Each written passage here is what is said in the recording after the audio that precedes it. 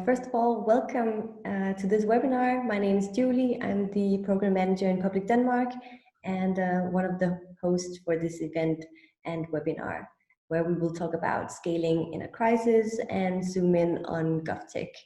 So before introducing my other panelists, I would like to just set the scene and share a little bit more about what is GovTech and what is public. So first of all, GovTech, we define it as government technologies. So new technologies applied to public services, solving public sector challenges. And this is where public comes in. So we operate in between public sector, help when it comes to solving these challenges and to transform and innovate the public sector. And we give the startups both networks, supports, insights, and capital to solve these issues and challenges that the public sector faces. And we do this to improve the lives of citizens and to make the society better, because we know that the innovation can definitely come from smaller technology startups. We have offices in London, in Copenhagen, and Berlin. And combined, we bring expertise in government, technology, finance, and we do a range of programs. And I would like to highlight our accelerator, GovStart. So it's a pan-European GovTech accelerator where startups develop their technologies towards government. And we do this in a very bespoke way. So it's not a fixed program that you have to follow really strictly. It's really tied to what you need as a technology company and how we can help you. And we're stage agnostic. We have taken in a portfolio companies in from pre-seed to Series C.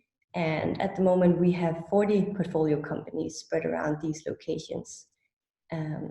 Additionally, we also do market-leading research conducted by our in-house research team. So we both identify the needs inside government and also externally coming from the technology startups and knowing how to operate between the two and also break down some of the barriers there are between these two groups. And in doing so, we have rapidly earned the reputation as a pioneer in GovTech and is now seen as an expert when it comes to GovTech and solving and transforming Europe's public sector. And with that one, I would like to launch a poll asking all of you participants, how many of you have sold to government, or how many of you operate in the GovTech space?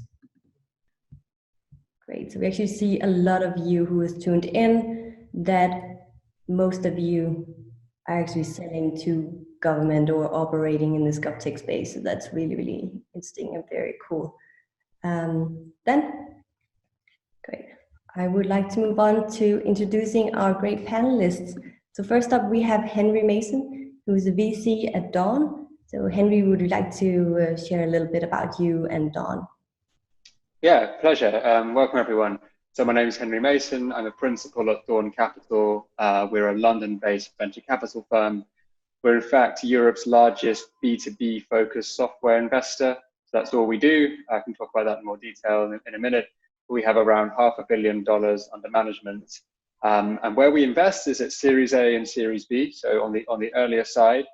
And within B2B software, we're really interested in 4 areas. They're data and analytics, cybersecurity, fintech, and future of work. So to a flavor for our past investments, Mimecast was an early one, which is now NASDAQ listed, email security company. iZettle, which was acquired by PayPal for $2.2 billion in 2018. Calibra, which last private valuation over $2 billion, based out of Belgium. Showpad on a similar trajectory, also Belgian. So that gives you a flavor. And we've worked with public on one of our portfolio companies, New Vector, which offers secure messaging services. So we can talk about that more later on. But that's a brief overview. Perfect. Thank you, Henry. And moving on to Francesco Stasi, the CEO and founder of BotSupply. So, Julie, thanks a lot for having us today. We are also based in Copenhagen, exactly like Julie. We are a company focused working in the conversational AI space. So whatever regards chatbots, voice bots, conversational data analysis. We've been in the Oracle for Startups program since May 2018. And because a lot of our technologies, a lot of our services are actually based on top of the Oracle technology, which means that we can actually leverage both the Oracle sales organization, but also the Oracle partner organization, right? And this is definitely helping us a lot in having a global reach. And maybe I can share a bit more about what we do later on in the webinar. Perfect. Thank you, Francesco. And last but not least, I would like to introduce Max Dunhill, who's the lead business developer in Oracle for Startups. Thank you, Julie, and thank you everyone for being here today. So I'm based out of Amsterdam, and I work on business development with a focus on continental Europe. And what that means is I work to introduce early stage companies to Oracle Cloud with a view to them continuing their journey beyond free cloud and towards engagement, as Francesco mentioned, with Oracle sales, as well as our key accounts, this partnership opportunity called Market Connect. And that's the opportunity to engage with Oracle's roundabout 400 biggest customers around the world, of which are several public sector entities. And I'm delighted to be here today. Perfect. First topic, like entering this theme, scaling in a crisis, it is to be said that the pandemic COVID has really changed the world, and we have all faced the consequences of it. And most of us here, we're based in Europe, and Europe is no longer the epicenter of COVID-19. Some places lockdowns are being lifted, other places people are still isolated in their homes. So first question up for the panelist would be like, how's the status now where you are? And let's start off with Henry and learning more about Dawn. So you say that you are the leading B2B VC in software and fintech, but how do you as a company view the B2G, the GovTech market? Mm-hmm. Yeah, I mean, look, there's various ways that you can define GovTech, and you started off by giving public's definition. So it could be a business that's selling exclusively to government and solving problems that only really are relevant to government, like, a town planning platform or something. I think as B2B investors, we're more focused on businesses which are more holistically B2B, but might be selling to government as a vertical. And typically they have a wider ambition within financial services or just enterprise more generally. So that's how we would approach the kind of GovTech label, as it were. And we think that there's massive value in solving problems for government first, because of various reasons. One is there's often a high bar for performance.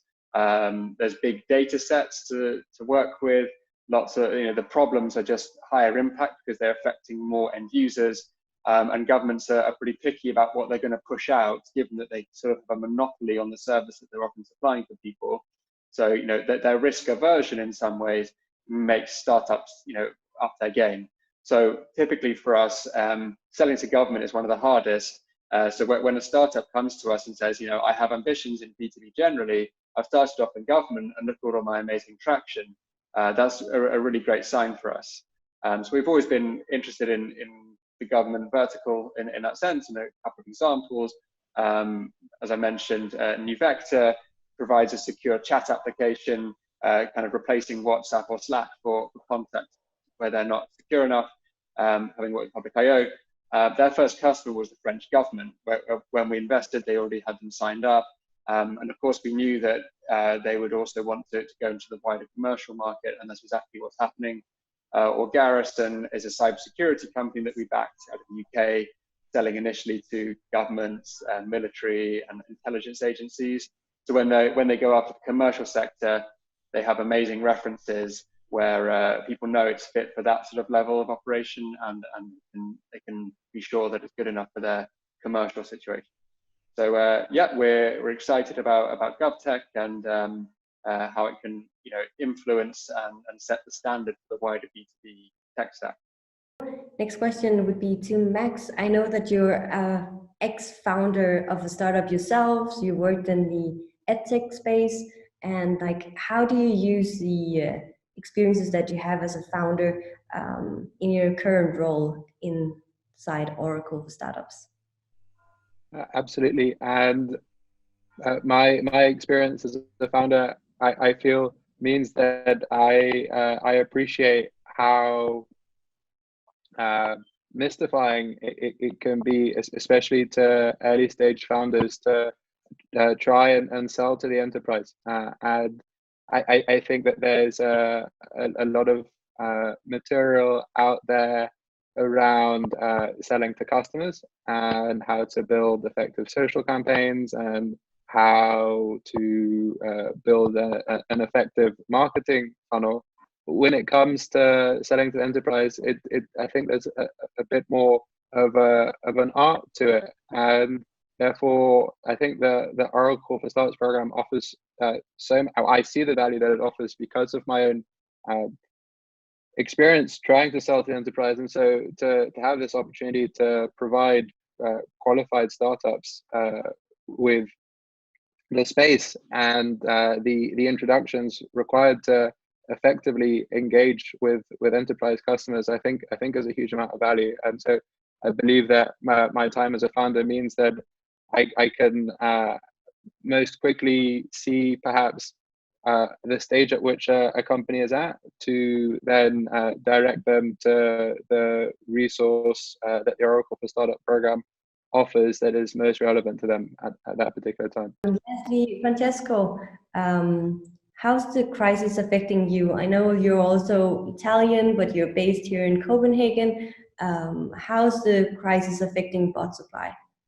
Absolutely. So we are excited as Henry is about the B2G space. Again, leveraging the Oracle network, we are lucky enough to not just focus on the Danish or the Scandinavian market, and for example in Middle East, so whatever is Saudi Arabia, UAE, Qatar, we actually see that the public space is one of the most innovative. Okay, so there is a lot of opportunities in bringing new technologies, new tools to this kind of forward-thinking governments. So that is definitely something extremely positive, extremely interesting. From a Scandinavian perspective, we have seen that especially from April onwards, maybe March has been a bit of a slow month, at least in our experience. But we have seen not just as actually in Scandinavia, but on a European level in general, a boost in conversational AI consumption and adoption. We have seen Harry, you're from UK, right? So maybe you have seen the WhatsApp bot from the UK government. Okay.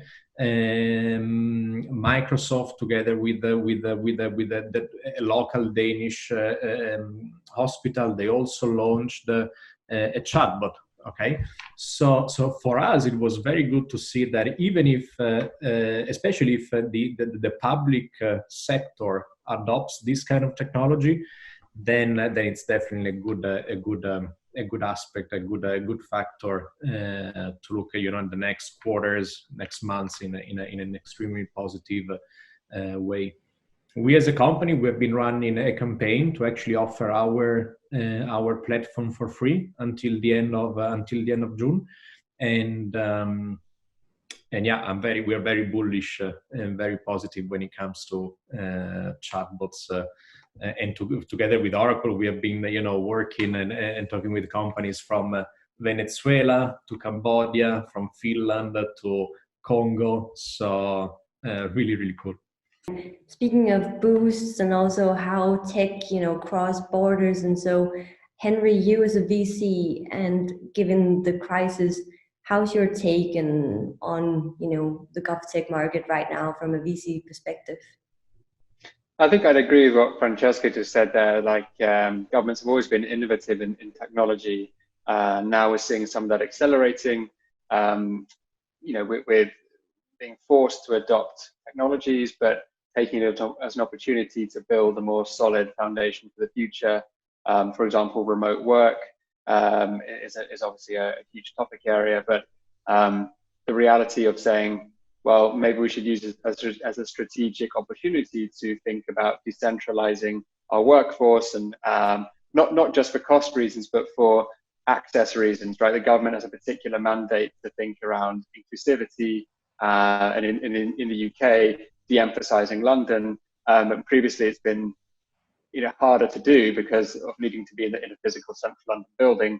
I think this is the kind of wider economic opportunity that is going to have been catalyzed by COVID, and made more of a long-term footing by technology that some of our startups are providing, and we hope many more will enter that exciting space. Good, positive all around. And like, crises aren't unfamiliar to startups. Like, if you're a startup, you have ups and downs, you have bumps in the road, you have to pivot a lot. Max, how do you help and assist startups in this given crisis? Because they, as you know, as an ex-founder, they see many crises along their lifespan. But what do you do now in Oracle for Startups to help your startups?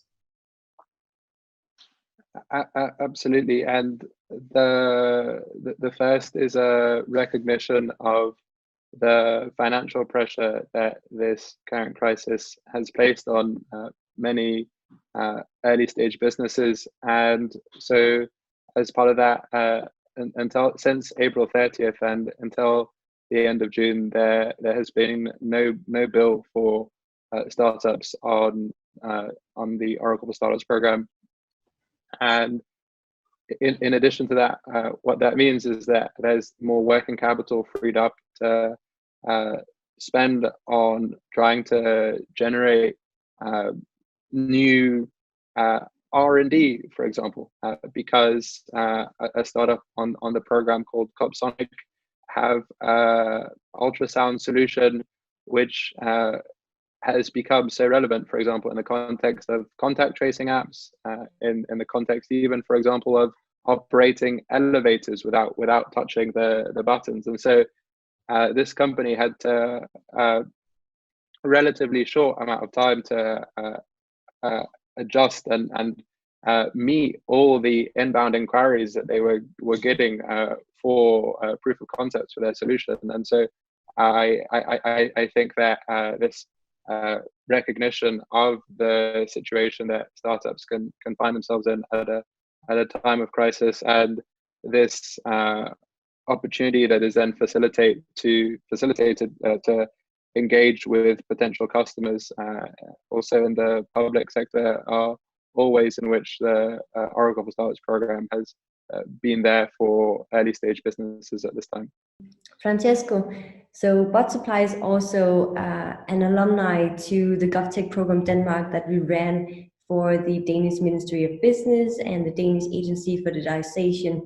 Can you share a little bit more about that experience of how to talk to government, how to be in the room with government, how to sell to government? How has it been different operating in that context? And so I really think that for us, it's been a door opener, in the sense that I also see a question in the Q&A about how to shorten the life cycle when selling to governments, right? So not that the B2B is always, the sales cycle is a 1 week cycle, but it's definitely shorter than the government from a government perspective. So we never really looked into the public space, public organizations, because we thought that the sales cycle would take too many weeks, too many months for us. That we we are a startup, we have been bootstrapping our business, so we need to go to market fast. And so working with you this year has been an extremely interesting opportunity for us to learn something about a space that we didn't really know much about. And as you mentioned, we are still in conversation with the Danish digitalization agency, and by talking with them, we actually know for sure that during COVID they actually had an increase in inbound requests, customers and citizens, asking a lot of questions, and most often these are always the same questions all over again, right? That easily can be automated by conversational AI. So once again, for us, it has been an eye opener in understanding how to sell, how to communicate, what is the angle that you need to focus on when working with the government. And hopefully in a few weeks' time, we can also share that we are also working with governments like the Danish agency. So absolutely a great way for us to learn more about a world that again was a very unknown before. And what we learned is that, for example, just a very last comment is in the B2G. The selling point, the value proposition of what you do is very different, right? It cannot be maybe about cost savings. It cannot be about reshuffling your teams from one mention to the other. It is a completely different value proposition that the government is looking for. So yeah, absolutely interesting experience. And how, just staying a little bit on this, how did you change your value proposition pitch then to government, for example, during the GovTech program Denmark? So, for example, when you talk with the CFO, right, everything needs to be about you get this amount of requests, I can automate 60% of them, you can save this amount of money every year, right? That's not the flow that you need to follow with the government. So it's not very much about how much money you save, but it's more about maybe the efficiency, the service to the citizen. The end goal maybe is going to be exactly the same, but the way you actually position and package what you do, I guess that B2B, the private sector and the public sector have fairly different KPIs, right? So yeah, without your help, it would have been very difficult for us to adjust our pitch to the public sector. Happy that we could help, and I really enjoy working together and hopefully changing Danish government and getting them conversational AI for sure. So we see now this urgent need for new and more innovative technologies and new solutions in government. Have your strategies changed given the crisis? So Henry, let's start with you. Have your investment strategy changed over the last couple of months? Well, fortunately for us, right, because we work on quite a long time horizon as a VC fund, we have to take a long-term view and aren't kind of selling off positions or anything reactive like that. So we've been investing throughout the COVID period. We've just actually announced today, you can see it in TechCrunch, Brighter, which was a round we led, and our first fully remote deal. We never met the team. It's all on Zoom and phone calls. So that's quite a milestone for us culturally, and something we're repeating by building more pipeline and continuing along that path. We see great companies still being founded and kind of hardened through testing, as it were, in this phase. And the ones that are emerging strong, are very attractive because they're inherently resilient and agile. So there's lots of great opportunities for building a business now. And as investors, we're not seeing a slowdown in our capital deployment or general level of energy among entrepreneurs. So we're very excited around that, and we've had follow-on rounds into our portfolio companies. Automatic, the company behind WordPress, just invested into Nuvective, for example, last week. So that was all throughout this turbulent time. So for us, as a long-term thinking fund, it's great times. Good, good. How about you, Max? Any changes within Oracle for Startups, or something that you want to emphasize or you focus on more these days? I think I've also felt a priority to listening to founders on the program, and reaching out, and being here as a person, as well as a business developer, being here and having that sense of community around the program, and doing the best to focus on business as usual, and supporting and growing from a cloud perspective, as well as coming together as an Oracle for Startups community perspective, and seeing how we can move forwards together. Good, good. What about you, Francesco? Any changes strategy-wise during the crisis? No, I think that we are lucky enough, because we are probably in one of those industries that were already growing, and COVID probably accelerated the adoption, as I mentioned before. The UK government, some Danish public organizations, we've seen chatbots launching in every side, every country in the world, basically, from a public government perspective.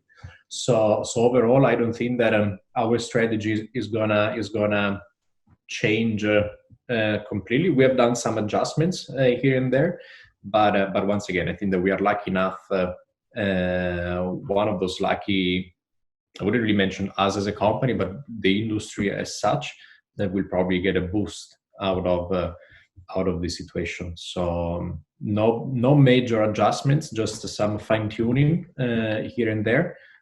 What would your advice be to listeners here today on scaling? Like, how would you advise another startup to scale during a crisis?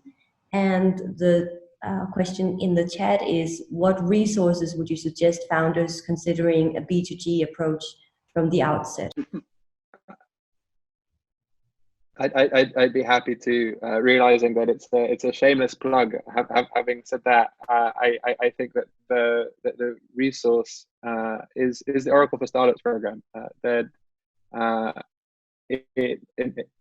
Instead of perhaps running LinkedIn campaign with content to try and target decision makers with a view to maybe getting a callback, actually Oracle for Startups offers those warm introductions that can make all the difference to cutting down the sales cycle and to getting in front of decision makers, B2G customers in as effective a way as possible. So I realize it's a shameless plug. Having said that, as a former founder, I wish that I had built earlier on Oracle for Startups. So that's my perspective. So just following up with what Max just said, I agree. Being part of such a strong ecosystem definitely helps startups to get to places where that otherwise would take maybe 3 times as much time than if you were to do it by yourself. So Oracle for Startups is definitely an amazing tool. We also rely a lot on actually the direct contact with the sales teams of Oracle in all the different regions, with the partner teams as well. So yeah, if you are able to leverage that ecosystem, that network, is definitely a huge boost. If I just give a little anecdote from what we've seen working across the portfolio, as I said, just because we have B2B only businesses, there's a lot of similar things going on. So we're able to share among them what's working and what isn't. most of our businesses have been looking at themselves along various axes of, how do we sell, how do we message, how do we, any other adjustments to our operations, and figuring out, that there may be tactical things they can do that enable them to continue to scale without putting the brakes on. For example, lots of our companies have slightly tweaked their websites to put it's kind of picking up what Francesco was saying earlier, to put the ROI story or something that's going to resonate more with buyers in this current environment more front and center, or not having a message that's out of keeping with the current climate. And that only takes like an hour to change and think through. But if customers land on your site and it's something that's just culturally clashing with what's going on, it just wrecks the whole customer journey. Another one would be around the sales approach. So not just trying to do online sales, but thinking, are we actually going to land new logos that we've never met, or should we be really focusing on retaining our existing customers, making sure that they're really happy, maybe buy a little bit more from us, but we've seen companies, for example, reassign account executives to customer success just for 6 months. So there's lots of agile things that are going on there. Really, really interesting insights here, and also about the question. So, like, which considerations should founders have when maybe entering to this B2G GovTech space? Anything for them to consider? Anything you would have done differently if it was yourself or you as a VC, Henry? Any good advice on what to have in mind? I can give one, which is so network is obviously really important in any kind of sales. I think what we've seen is that in government, as much as in financial services, maybe even more so, having a partner, a systems integrator or something like that on side is often the way to go, because governments have very formalized RFPs and processes for procurement. It's less easy to kind of cut through all that, and there's minimum requirements in terms of revenue and size. So we've seen our startups succeed sometimes by buddying up with the usual suspects to get in that door. So that'll be one thing I've noticed. What about you, Francesco? Any advice to somebody who wanna take on the GovTech market? I agree with Henry when he says that having a partner network may help. That's also something that we see both here in Denmark, but again, working in different regions, in different markets. We're still very new, right? In the public, in the government space. But maybe I regret to some extent the fact that we didn't start earlier, because yes, maybe the sales cycle is longer than in the B2B or in the B2C industries, but it can actually be shorter than what we expected, especially here in Scandinavia, where the public sector is still extremely efficient. We're not talking about years, right? We're still talking about months. So maybe I would definitely start looking into the public space a bit earlier.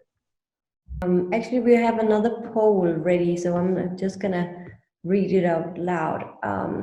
So what are the biggest challenges that you have faced, the ones who have tuned in and listening here? What are the biggest challenges you faced during these last months? 50% saying business networking challenges, 33% saying change of business model products.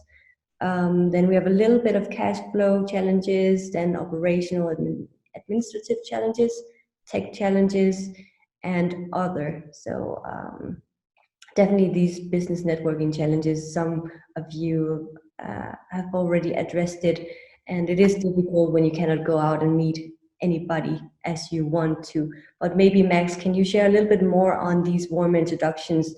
How do you assist startups on also getting these critical business networking opportunities during the crisis?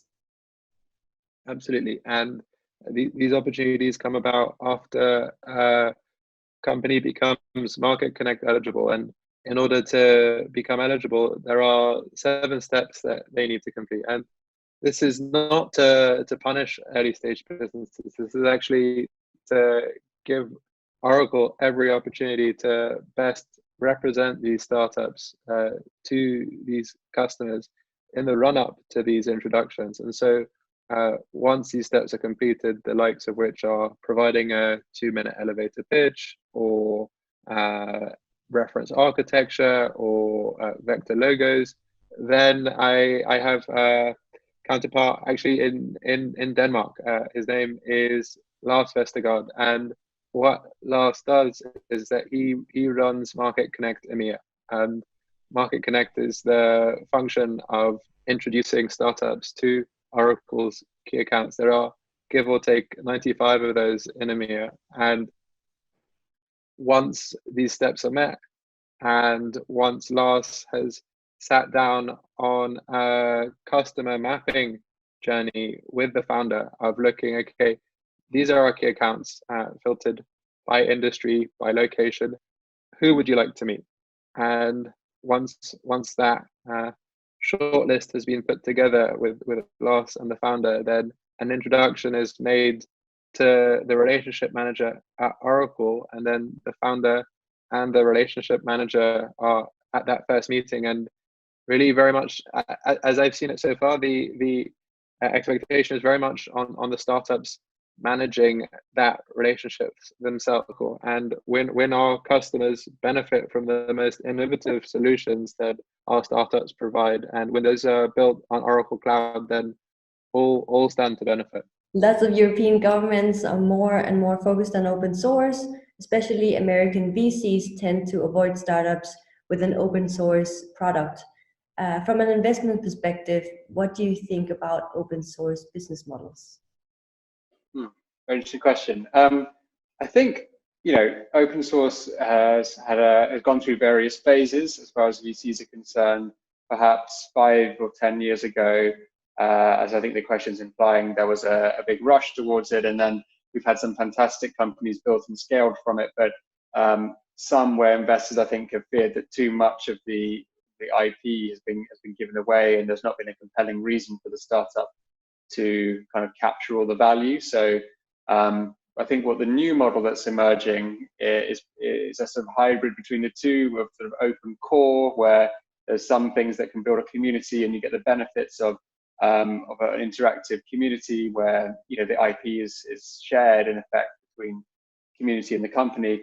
And then the sort of commercial services, or the sort of the bridge between the underlying tech and the way that it's used as an application, that sits with the company. So that's exactly the model that New Vector's taken, because they're built on the completely legally separated matrix.org protocol, which they also developed beforehand. And then New Vector's purpose is to build apps and hosting and do all the commercial stuff to make the chat application sort of usable in the hands of governments and enterprises more generally. So I think that kind of hybrid where, from the open source community's perspective, this is separate and still has that whole ethos around it. But from the VC's perspective, it's a company that, is more palatable to traditional sorts of business models. I think that we've reached a happy medium there for now. So we're very excited to be part of that journey and to find more companies that have that.